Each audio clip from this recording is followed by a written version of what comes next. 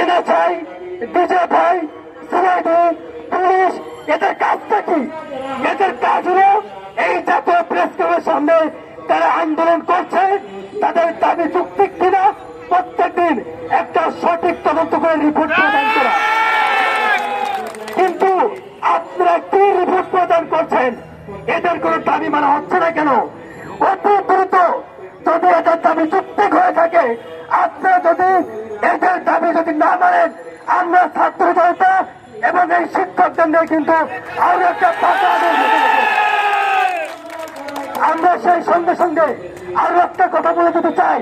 আমরা দেখছি এই জাতীয় প্রেস ক্লাবের সামনে আমাদের অন্তর্বর্তীকালীন সরকারকে বিতর্কিত করার জন্য কিছু দালাল এরা বসে রয়েছে। আমরা জানি তারা দালাল, তারা আওয়ামী বছরের